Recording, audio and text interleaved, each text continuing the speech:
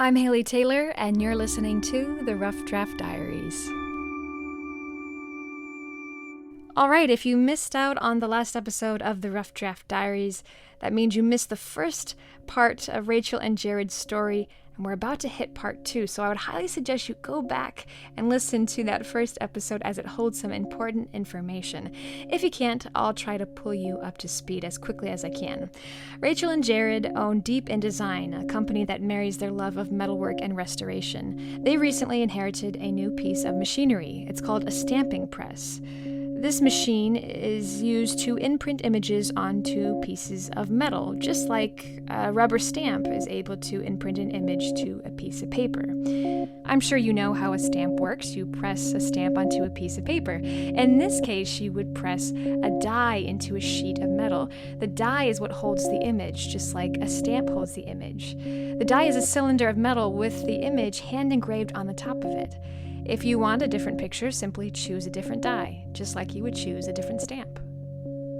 Now, the stamping press and the dies were owned by the Roulet Company, a Toledo-based jewelry manufacturer established in 1877. That means these dies date back to 1877, each one holding an image of Toledo's history. Companies that had gone out of business, groups, fraternal orders, a lot of Masonic stuff, almost every company and organization in the city. So it was a pictorial history of 130 years of Toledo culture, and then also design style through that same time period. Now, Rachel and Jared were given the stamping press for free from the Roulet Company, but they did not receive any of the dies.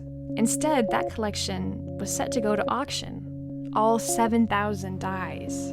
Sometimes things, they come down to brass tacks, they come down to numbers. I mean, this is, two businesses working with another. The question came up was, there was so much stuff that they had from a company that had, 20 to 30 jewelers working at one time.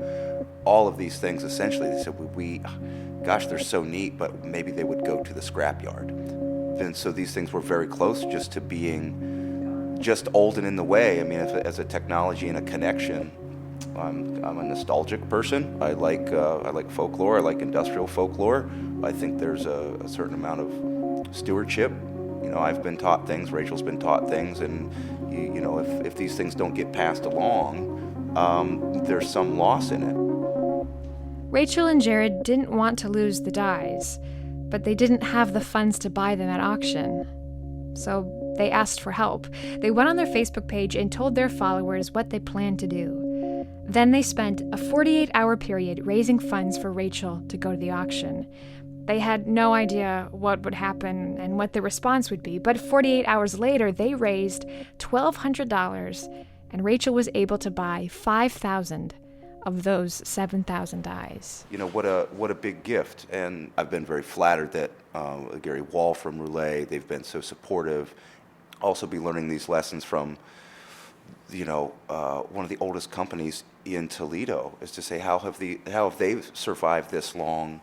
And I think they did it by being diverse. I mean, they really, they were engaging with a lot of different areas, and I think people have responded in a way that to me makes it feel like it really was the right decision. Deep in Design hopes to have that same connection with their audience.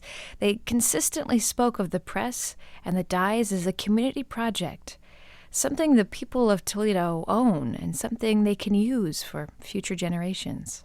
We demonstrate the press all the time for people. There's Masonic historians coming by. We did the TEDx talk a couple weeks back.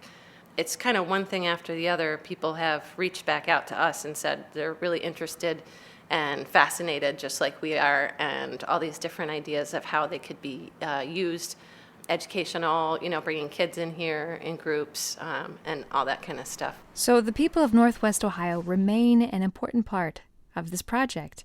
They raised the funds to keep the press and the dies together, and now they're raising ideas on how this machinery can be used for future generations. But there's one more thing Rachel and Jared need from you. They need help in identifying some of the dies, where they're from and why they were made. This is one that I'm really curious about. We've got one that's an X with what looks like some kind of hops or something growing next to it. And it's the Scotch Games, 1920. And so that one I'm really curious about. What were the Scotch Games? And then we've also got a medal here that says WNBA Champion of the World. And in 1922, Toledo, Ohio was champion of the world in something. And I would really like to know what that is. So that's a really interesting one. And there's hundreds of other mysterious dyes just like that. So we're going to end this episode of the Rough Draft Diaries with a call to action. Do you know where at least some of these dyes came from or why they were made? If you do, let us know on Facebook. While there, you can look through photos of the dyes. Maybe it will help jog your memory. You can watch a video of the stamping press in action, and you can be directed to contact Teep and Design. That's facebook.com/roughdraftdiaries or on our website at wgte.org. For now, I'm Haley Taylor, and thanks for tuning in to this episode of the Rough Draft Diaries.